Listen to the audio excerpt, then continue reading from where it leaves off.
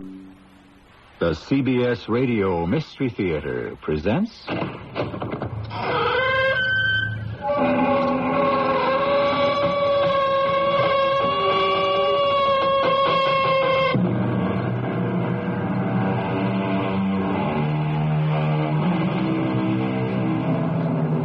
in. Welcome. I'm E.G. Marshall. Something for nothing has been the quest of the light-fingered, the swindlers, those too lazy to work honestly, and the men whose story you're about to hear. It has been said there is a thief in every one of us, but somehow most of us manage to keep him locked up. But sometimes temptation gets the upper hand. Phil, what are you doing? I'm pulling back the safety catch of this pistol. Then I'm going to fire it at you. And then wipe away my fingerprints and place the gun in your right hand. But why? Why? What did I do? I can't trust you anymore, partner. Therefore, our partnership is hereby dissolved.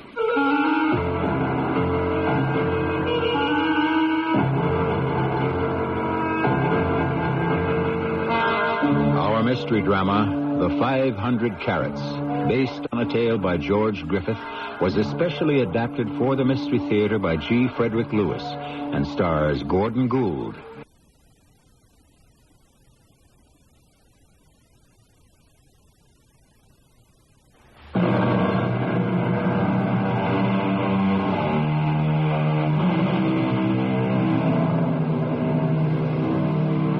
One doesn't have to say the word Kimberly twice to know it means diamonds. And one of the most famous in South Africa was the Conception diamond, because Conception Bay is where it was found and lost, all 500 carats of it. The last man to see it was Philip Marsden. That gentleman at this moment sits behind bars in the Johannesburg jail with another gentleman, Inspector Grace. The reason I asked you to come to my cell, Inspector, is to try to make you believe I do not have the Conception diamond, nor do I know where it is. The only time I had possession of the stone was inside the company offices. It was locked in the firm's safe, and for you to have held me on such meager evidence as you have is illegal. Unfortunately for you, Marsden, the law decides its own legality. You had access to the diamond, and although we don't know how, you could have spirited it out of the building. Inspector, you don't understand me at all. This has been going on too long. I've been searched and followed and kept at bay for weeks. I'm at the end of what I can stand and retain my sanity. I sent for you to tell you what I know in exchange for my freedom, so that I can leave South Africa forever. And if you tell me everything, we might strike a bargain. I'll trust you. What do I have to lose? The truth is the truth. 2 months ago, there was an incredible find at the Conception mine. I was with the director when it was brought in. Sir Hugh, this stone was delivered by hand. Oh, something extraordinary, eh? Well, bring it here, Dermot. Good Lord. Marsden, come and have a look at this. Why, it's certainly a remarkable stone. Has it been weighed? Oh, not yet, Mr. Marsden. Magnificent. Yes, on the face of it, I'd say a perfect octahedron. Where was it found, Dermot? At the 800-foot level at Conception. Well, I think the managing director should see this. The other chap's upstairs before we lock it up. Shall I give the managing director a call? No, I will. Marsden, you take it up to the diamond room and have it weighed. By the way, take Dermot along with you. I've been very pleased with your work for the firm, Derwent. I think we'll make you Mr. Marsden's assistant. What do you say, Marsden? He's a good man. Welcome aboard, Derwent. Oh, thank you, sir. I'll show you the way up. Give me a buzz when you get the exact weight, will you? I'll call insurance and come up for another look. When we get to the top of these circular metal stairs... It's like climbing up a lighthouse. I've never been up here before. Turn right, and there'll be a door with a safety grill. Press the button. And we wait for someone to open the Judas window. Oh, the what? That little closed window in the door. That's what they call it. Hello. Oh, it's you, Marsden. Come in. And Derwent. And something else, which should knock your eye out. Gentlemen, gather round the scales, and we'll weigh the stone. 400, 420, 450, 500, a little more, 505. 505 carats. That's the largest since the Junker and the Jubilee. Wait till I tell the old man. Get me Sir Hugh, will you? Marsden, I've been waiting for your call. Sir Hugh, 505 carats. Lock it up. I'll call Cape Town and tell them we're sending it down. I say, Marsden, was the managing director pleased? Well, he didn't get up here, sir. Oh, I'll have the safe unlocked and show it to him later.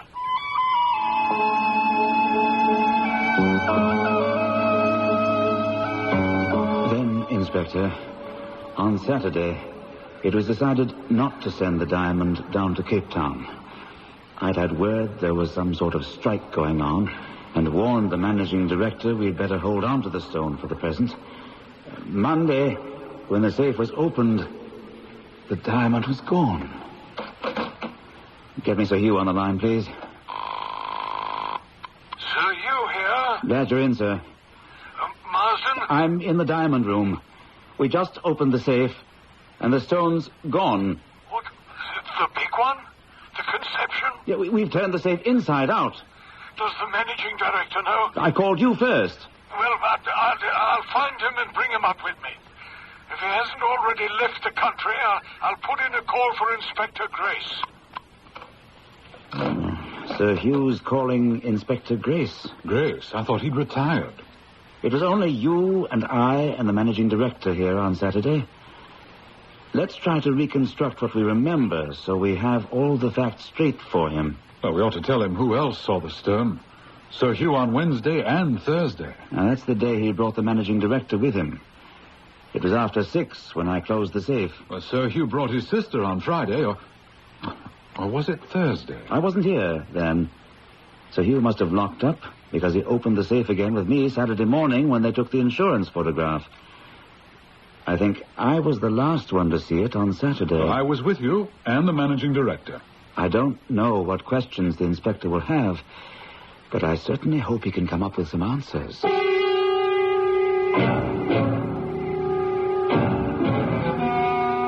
Gentlemen, this is Inspector Grace. I've persuaded him as a personal favor to delay his retirement from the police force. The Bureau. The police bureau to take up this case. He has a few questions for you. Thank you. Sir Hugh, is there anyone in this room who should be excluded from suspicion? Anyone? Including myself? Why not? Inspector, I was actually the last one to see that diamond on Saturday. I placed it in its leather bag in the presence of the managing director and Mr. Derwent here. Just the three of you? No one else was in this room. Sir Hugh, where is the managing director? I called his house. His wife said he was out hunting. I'll have the Bureau examine the safe. But to the casual eye, I'd say it hasn't been tampered with. Well, it couldn't have been unlocked after it was closed on Saturday. I thought Mr. Marsden had a key. I do, but I can't use my key to open the safe unless Sir Hugh or the managing director are here. They each have a master key, without which the day key, which I have, is of no use. You're absolutely convinced you saw the diamond yourself when you locked up Saturday? Oh, without question. Mr. Marsden's been with the firm 20 years. Many diamonds have passed through his hands, and we've never experienced a loss. It's not a bad record. Well, I'd say a tribute to our choice of men. I will conduct an official search. I dislike saying this, but everyone on the premises is under suspicion. And Sir Hugh, if you would be so good as to put me in touch with your managing director when he returns from his hunting trip, I'd be obliged. Well, the managing director is also suspect. These specifications indicate the diamond was worth £3 million, uncut. Why should I not suspect the managing director? You also, Sir Hugh. Well, I suppose that's only fair. Well, let me see. How large would you say this room is? 30 by 30. The entrance there, the safe here, tables in the center, scales, and so on. Windows. What street do we face? Stockdale Street. Yes. Tell me again what transpired last Saturday. I know you told me. Please, tell me again. I was the last to see the diamond. The managing director said, "Lock up," and he and I opened the safe. Mr. Derwent put in the tray. The new big stone was in a fitted leather bag on a tray with some other fine stones. I placed the tray in the safe and stepped back. After that, I closed the door, gave the knob a twirl, and that was it.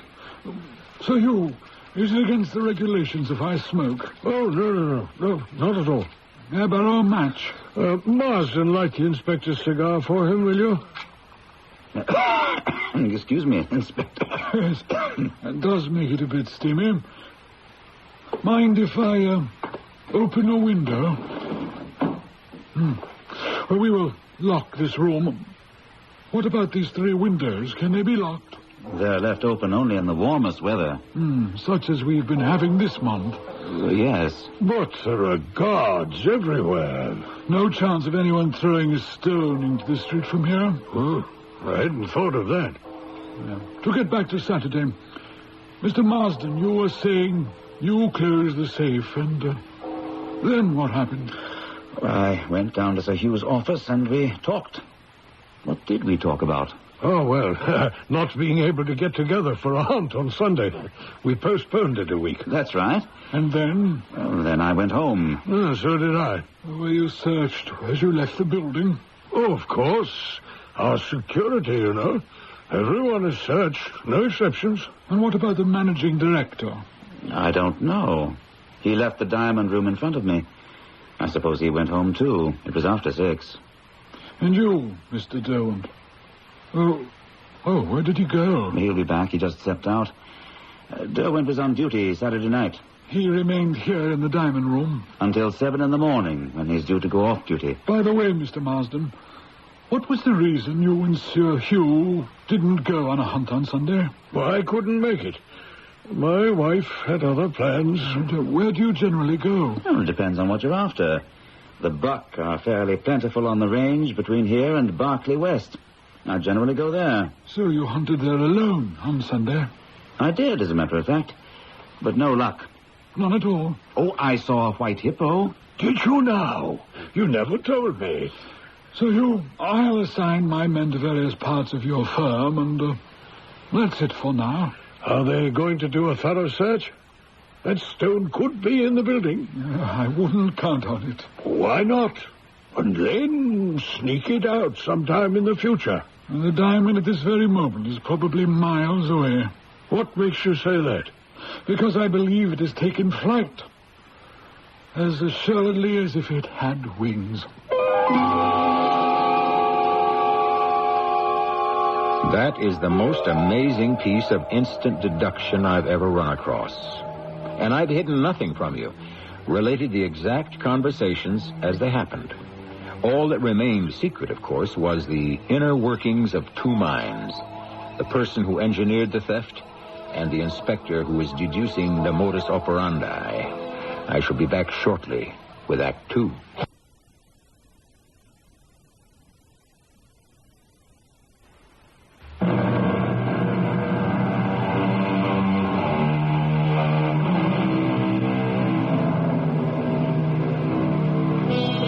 Unquestionably, the most valuable treasure per square centimeter is that piece of crystallized carbon we call a diamond. It's easily hidden and easily disposed of. There are diamond cutters in Amsterdam, Rio, and London who ask no questions and turn a rough diamond into untraceable cut gems. This is what prompts Inspector Grace to apply all heat and speed to solving the theft. In the Johannesburg jail, he sits with the accused thief, Philip Marsden. You have me, Inspector, but you don't have the diamond. Not yet. I sent for you to see me in my cell because I don't think I can go on much longer like this without losing my mind. Confession is good for the soul, Marsden. Before I go on, will you tell me how you were able to guess the manner the diamond left consolidated? I'll be glad to. I followed the old adage, where there's smoke, there's fire. Smoke? Fire? Smoke rings, to be more precise. Here we are at Consolidated, Inspector. Nothing like a brisk walk to start off the morning. And it's given us a chance to discuss your progress. Such as it is, or rather isn't. Would you like a cigar? No, thanks. Well, any more on your theory of the flying diamond? I see you're again without a match. Well, this time I'm equipped. Here, let me. Thank you. Helps me think. Yeah. Well, I had to give it up. But I love the smell of a good cigar. I say, you're very good at that. I was never able to blow smoke rings that perfect. You just lean your head back, pucker your lips, and blow. Yeah. Look, that ring keeps its shape a long time, doesn't it? Well, it's practically up to our second story. Yes, notice where it's going now. Caught in some current of air and drifting across the street out toward the hills. I love those hills and the veldt beyond. We're really got pretty country in South Africa. Marsden and I find the best game right out there. Yes, have you been riding with him lately? No, I haven't. We used to, at least 3 times a month. In the past week or so, he's taken to going out alone. How long has he been with the firm, did you say? 20 years in August. We'll have to celebrate somehow. He's an extremely valuable employee.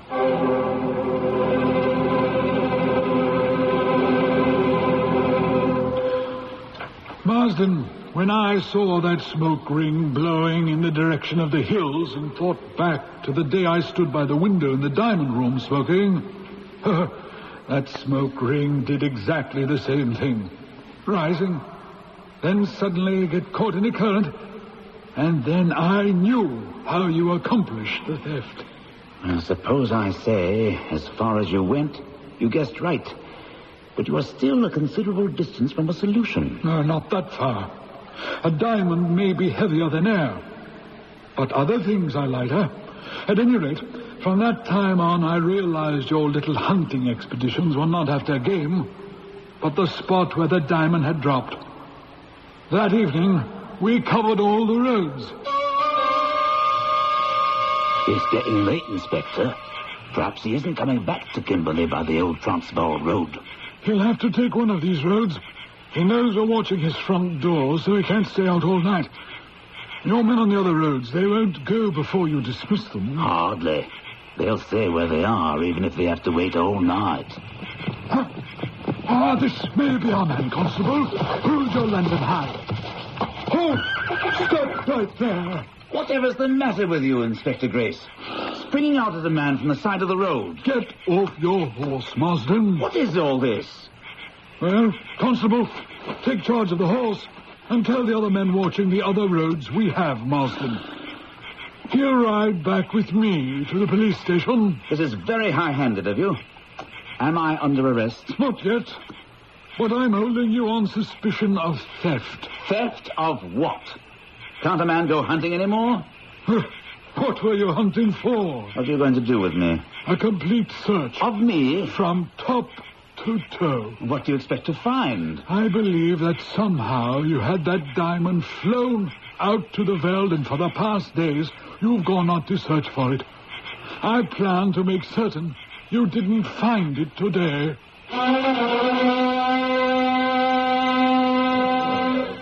Gentlemen, I've asked all the senior staff to join me here today. That is all but the managing director, who I understand has a touch of the flu. He's asked that we meet this morning, for he has something to tell us. Inspector Grace. Last night we detained Mr. Philip Marsden of your staff and had him searched. We suspected he knew the whereabouts of the Conception diamond and had gone out beyond the hills to recover it. But I was mistaken. Therefore, at Mr. Marsden's request, I am making public my apology. Oh, very sporting of you, Inspector. Marsden, I had no hand whatever in this matter, having left to the inspector all responsibility. So far as I am concerned, and I speak for the managing director and the board of governors, we never thought you were in any way culpable.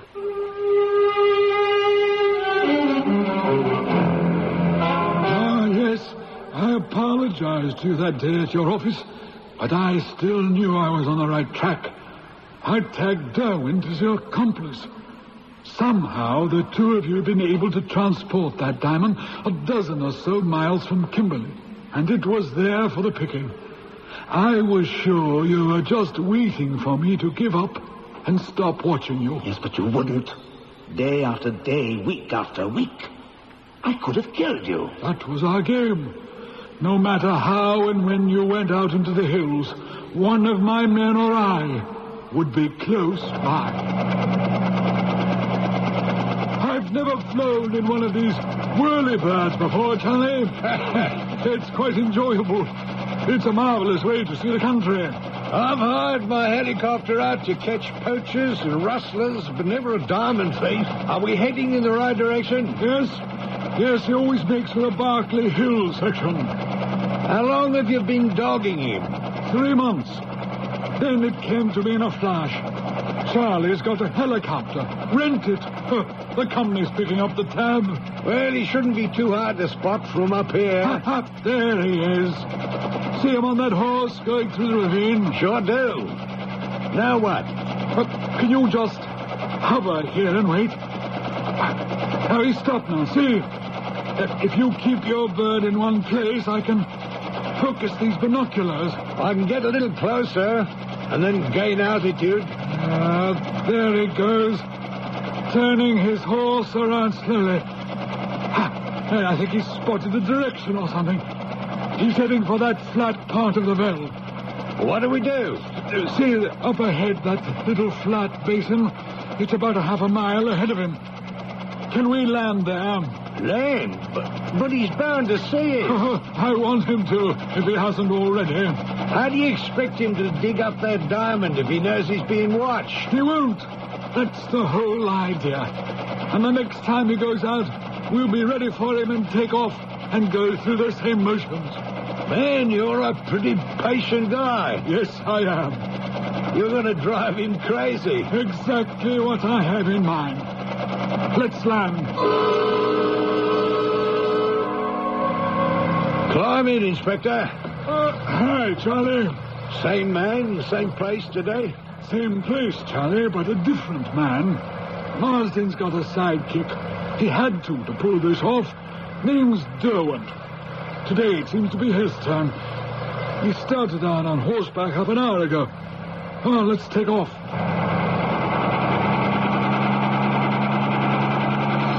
Marsden has black hair, remember? Derwent's is red. Well, on a hot day like this, no one's going to be out on the veldt without a hat. Charlie, you're familiar with police procedure? Pretty much. Yeah, I've been in a lot of cases. Good. I'm deputizing you as an officer. I think Derwent may be a lot more nervy than Marsden. Is Marsden running scared? Close to it.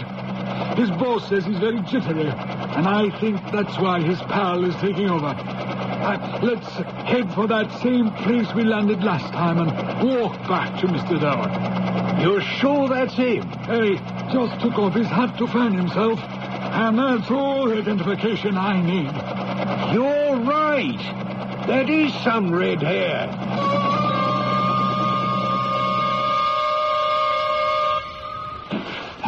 He's coming, Charlie. I can hear him. You take over. Hello, Derwent. Nice day for a walk, isn't it? You two made a big mistake. Put your hands up. Pointing a gun at officers of the law is a bigger mistake, pal. Get out of here. Get away from me. We're just picnicking. What are you so excited about? Get going. You heard me. Be sensible. Throw the gun on the ground. You're on my land. I have every right to defend it. Now you get out of here. Do you hear that, Inspector? It's his land.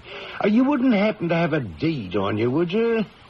I didn't know it was your land. I just bought it. You can see the stake marks. Oh, what do you want from me anyway? You know. Oh, I could kill you both. You're driving Phil Marston out of his head. Now you're pulling that stuff on me. I don't need this gun. You can have it. It's empty anyway. I wasn't threatening you with any harm. Nice gun. You have a permit for it? Of course I have. May I see it, please? But I don't have it with me. I came out for a ride to look at my property. Who takes papers? But you took a pistol. Why are you picking on us? You arrested Philip Marston. Now you're following me. What kind of justice is that? If we didn't know differently, we'd leave you alone. But you're a crook. And so's Marsden. All right, Inspector, he's all yours. You want to arrest him or let him go? I'll give him his gun back. He probably does have a permit. You're not fooling anyone, Derwent. We can wait just as long as you can. But I promise you this. If you live to be 1,000, neither of you will ever lay a hand on that diamond that's hidden out here. Never. Not without us watching. And you can tell Marston I said so.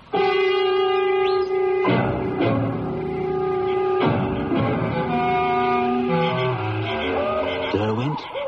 Marston? You can come out of the woods. I've been out there for hours. There's been a policeman outside my house until just now, midnight. Every single day. I'm not that happy about meeting in a cemetery at night. We're being followed and checked up on all the time. I left you the note to meet me here because we have to change our plans. Going out and looking is no good. We can't cover the area, and they won't let us alone. But they've got no proof. They don't need it. Someone else is bound to find it, Phil. It must still be tied to that red balloon. It's red. It's visible. We have got to keep trying. There's no other way. Anyway, how are we going to change our plans? I don't know. Derwent, I'm beat. I'm at the end of my rope. I can't live with this anymore. I'm going to tell the inspector how we did it. You're telling him nothing. What are you pointing that gun at me for? It's not loaded, Phil.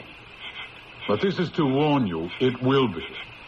You'd kill me for that. Money? You're darn right. Then don't kill me. The one we have to get out of the way is the inspector. If he's not around, we can move. Kill a police inspector? Oh, you're a lot crazier than I thought. Examine the motives of those who have sinned against society and those assigned to bring them to justice. Remember Javert, the relentless pursuer of Jean Valjean in Victor Hugo's classic? In the end of the novel, he breaks down. Here, I am an honest servant of the law, caught between two crimes. The crime of letting a man escape and the crime of arresting him. Let's see how the inspector grapples with this problem when I return shortly with Act 3.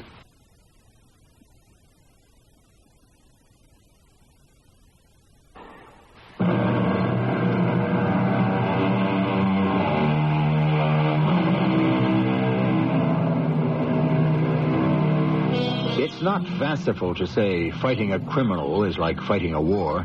You probe the defender's weaknesses, You attack him where he is the most vulnerable. You encourage him to make mistakes. And then, finally, you offer him peace on your terms. Only in this case, the thieves are a little more desperate, which makes the situation considerably more dangerous. We are back in the cemetery with Marsden and Derwent. What we have to consider is there a foolproof killing as there was a foolproof theft? Well, Phil, I've had a lot of experience with guns. Even before we start, we have to find a gun and ammunition which can't be traced. I don't have any connections like that. I do, but they're not here in South Africa.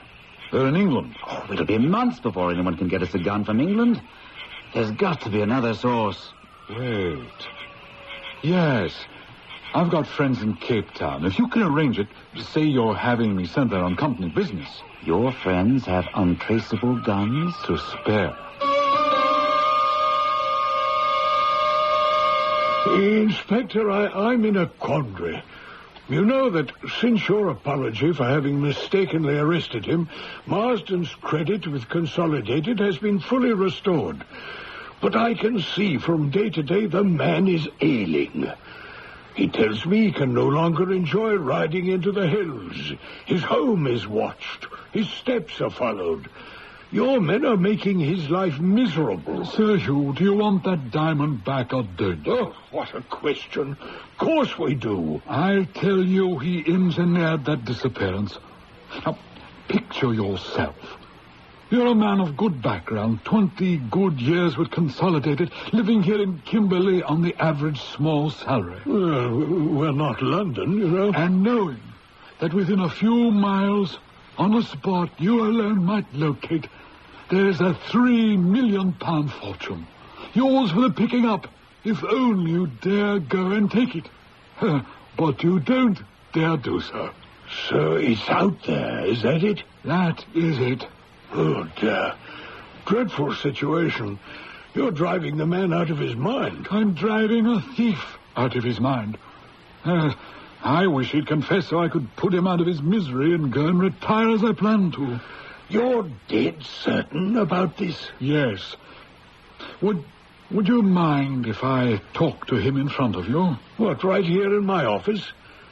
Well, no, not at all. Then have him in. Helena, will you find me Philip Marsden, please, and send him up here? Would you also send for that assistant of Marsden's, Derwent? Oh, he's not here. He went to Cape Town a week ago. Oh? On business? Well, I expect so. Marsden sent him. That's our shipping point. And to your knowledge, Derwent is not back yet. Well, I'm sure Marsden would have mentioned it. Come in. You wanted to see me, Sir Hugh? Actually, no, it's the inspector who does. What is it, Inspector? Haven't you had your pound of flesh from me yet? We were talking about Derwent. When will he be back? I don't expect him before next week. You're sure he hasn't returned to Kimberley? Quite sure. That's really strange. Sir Hugh, the Bureau, at your expense, has hired a private helicopter. Yes, I remember. He flies within a 25-mile radius every day, sometimes with a police officer or myself. The day before yesterday, the pilot brought in a report that he spotted Mr. Derwent, way out on the Veld. He was digging, it seems. It must have been someone else. He was mistaken. Well, that's what I told him. So yesterday he took a photographer with him, and they took pictures of anyone they saw. I had enlargements made, and I've brought them along. Just take them out of my briefcase. We'll spread them out on Sir Hugh's desk. Now, that figure with a spade in his hand. You see him looking up? He's probably seen the helicopter. Sir Hugh, does that look like Derwent to you? I see. It does. What do you think, Marsden? It may look like him, but I know for a fact Derwent is in Cape Town. Is there anything else you wish me for, Sir Hugh? No. Inspector? No. Thank you for your help, Marsden. I'd better get back to my desk, then. What do you make of that? Sir Hugh, when one is hunting wild beasts, one uses beaters who drive the game towards the hunters. Yes. I think these photographs will serve the same purpose.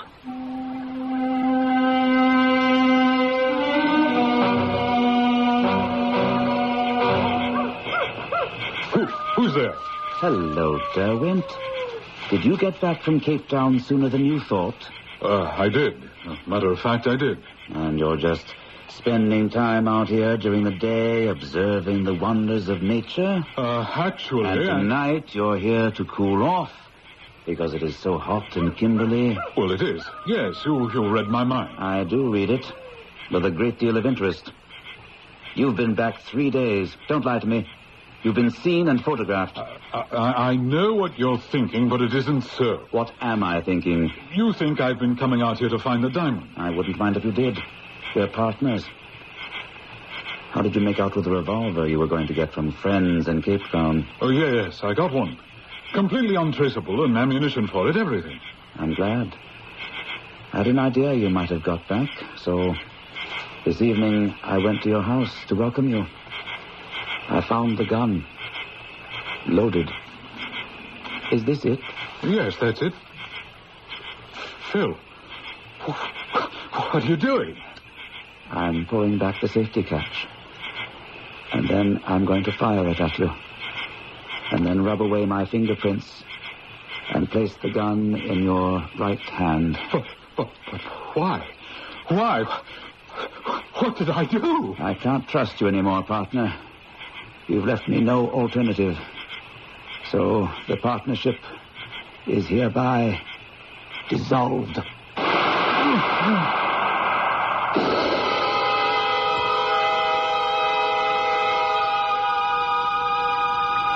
Inspector, you've won.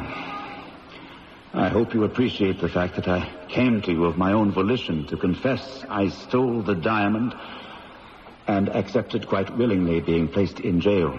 I understand all that, and I appreciate it. I'm trapped. I know it. I'll tell you everything, but it won't do you any good. You'll never find it. It's impossible. Let me tell you how I did it. While I can still, what's that word? While you can still concentrate. Yes. You want to know how? My assistant, Derwent. I had to train him. Go on. Derwent? Now, we've got just 2 days, and you've got to practice palming the big diamond. Understand? You work with that piece of stone. Oh, how's this, Phil? Now you see it, now you don't. Yes, keep doing it every spare minute. On Saturday, the managing director will be in the diamond room with us. I hand you the tray. You walk over here with your back to us, palm the big one, put the tray into the safe. I shut the safe. The diamond's in your pocket.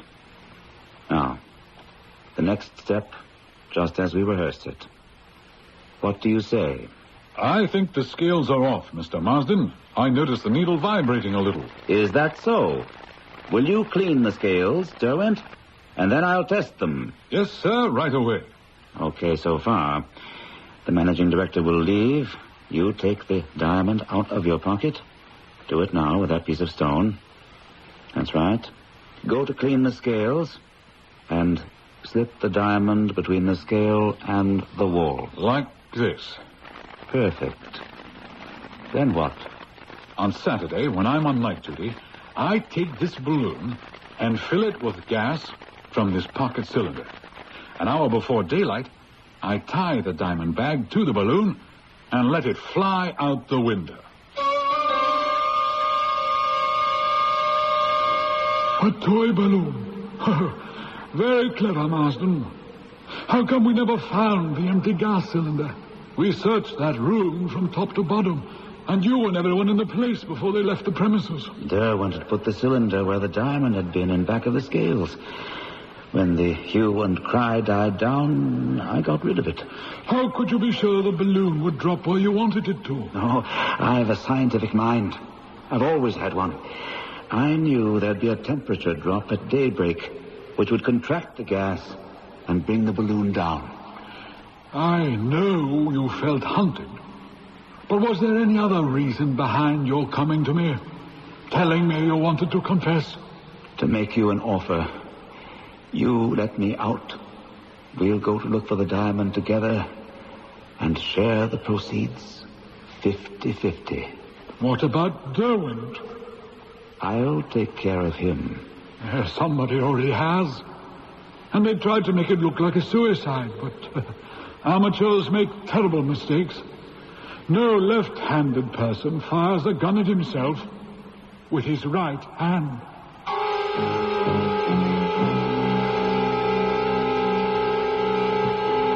I'm surprised. He admitted stealing it. In fact, came to me to beg me to stop hounding him. So, after Derwent was shot... What? Yes, we found his body out there. A staged suicide. Staged? Murder. My theory is Marsden caught him trying to find the diamond alone. Well, I've turned everything over to the Bureau. If they can build a murder case against Marsden, at least they've got him under lock and key, so he can't run away. Do you think that Derwent found the diamond? I doubt it. Marsden tried to make a deal with me. Let him out, we'd go look for the stone together and share the profits. Oh, the nerve. So, no diamond, eh? When I rolled Derwent over, I found a busted toy balloon. A toy balloon? Why do you suppose a man would take a thing like that with him? Sir Hugh, I've done all I could do. Well, I appreciate everything. So you're retiring, eh? Yes, leaving in an hour. Oh, what, packed already? I was ready to go 4 months ago. Well, I hope you have enough to make it on. Oh, I've saved a little. Goodbye, sir.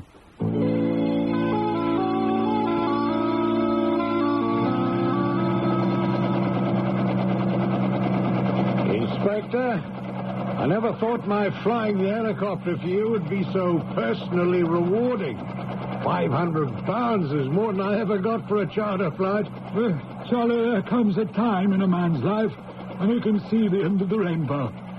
When do you figure we'll get there? Oh, I'd say about 10 hours flying time. Good. You saved me a great many hours of traveling this way, and whatever I paid you, it's well worth it. How did you happen to pick Holland as a country to retire in? Oh, I don't know. It's quiet, it just suits me. Of all the places in the world to end up in, I'd say Holland was the least exciting. Not really. I mean, what has Amsterdam got besides tulips and windmills? Diamond cutters, Charlie. Diamond cutters.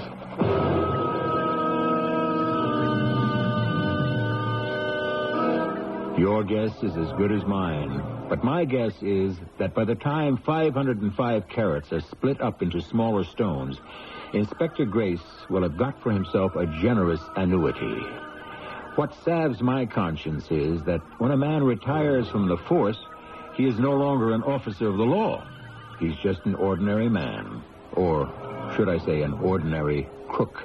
And perhaps he, too, will find an inspector at his heels following him. I shall return shortly.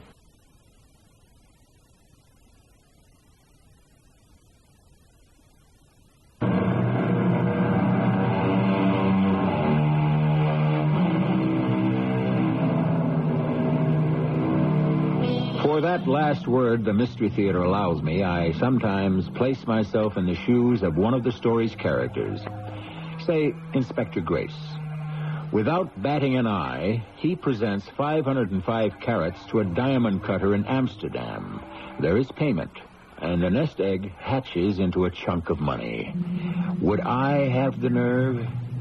Could I comfort myself with George Bernard Shaw's opinion, the faults of the thief are the qualities of the financier? I don't know. I haven't tried it yet. Our cast included Gordon Gould, Lloyd Battista, and Court Benson. The entire production was under the direction of Hyman Brown. You've been listening to the OTR Gold Network. Find more classic radio at otrgold.com.